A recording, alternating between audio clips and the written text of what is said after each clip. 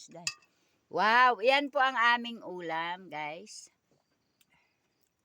Hello guys, kami po ito, kumakain na po dito sa... Hala! Hello guys, nakikita ba ako, Brad? Opo naman. Kita. Hello guys. Dulumpay. Ito po pagkain Hindi, namin. malinaw na. Yan o. Kawawa. Pero okay lang yun. Ayan ang bahay ko. Nakita nyo guys. Ito ang aking bahay. Butas-butas. Yan. Ang atip ko, trapal. Kaya please, panoorin nyo po yung aking vlogs. Hanggang matapos yung vlogs ko. Ganito po kalagayan namin sa bundok guys. Mahirap lamang. Pero yung puso namin, mayaman. Ang puso namin. Guys, ito po yung sampayan ko ng mga damit ko. Yan, wala po akong aparador. Kaya lahat po yung mga damit ko nasa dingding nakadikit, parang kwaknit. Nakasabit, parang kwaknit. Yan po, yung mga damit ko po guys. Kasi wala po akong aparador. Baka pwedeng padalhan nyo naman ako ng aparador guys. Yung Durabox guys. Baka pwede naman makahingi sa inyo guys ng Durabox, yung mga luma-luma nyo. Kasi yan, ayan guys, yung atip ko guys na 2 yero dyan guys. Siningi ko lang po yan. Yan, etong atip kong trapal. Hiningi ko lang din yan sa mga kandidato guys. Kaya lang talaga pag bumabagyo, humahangin na malakas dito sa amin. Nakita mo yan, lakas ng kawayan. Lumapapasok na din ang tubig guys. Kaya nababasa ako dito guys. Kaya, yan. Humihingi ako ng tulong sa inyo. Panoorin nyo yung video ko guys hanggang matapos guys.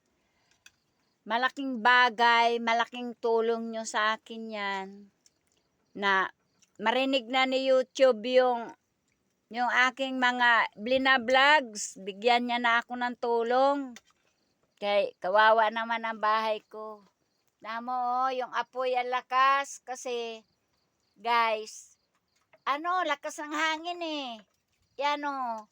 Tapos yung mga dingding ko, lilipad-lipad pati atip kong plastic o. Kaya plastic na yung plastic lang talaga yan. Hindi plastic na yero, plastic lang. Yan. Kaya guys, nag-aalmusal na kami guys. Happy breakfast na guys. Ayan si Brad Domingo, si Brad Johnny. Ako ito, magkakapit bahay kami guys.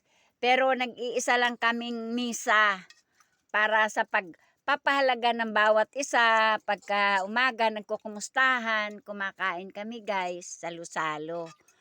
Kasi wala naman kaming budget. Kaya pinagkakasya namin yung nasa kalderong maliit. Yan.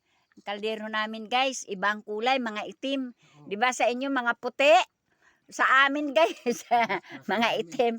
Pasensya na kayo ha, kasi alam mo naman, yung aming kalagayan, mga kahoy ang aming gatong eh. Kaya hindi talaga puputi ang kaldero namin. Sige guys, thank you for watching. Yan, hindi pa nauubos. Yan yung ulam ko. Inihaw na tamban guys, tsaka yung kanin ko. Thank you for watching. Pagpalain kayo ni Lord. Subscribe, likes naman po. Malaking bagay yan sa akin.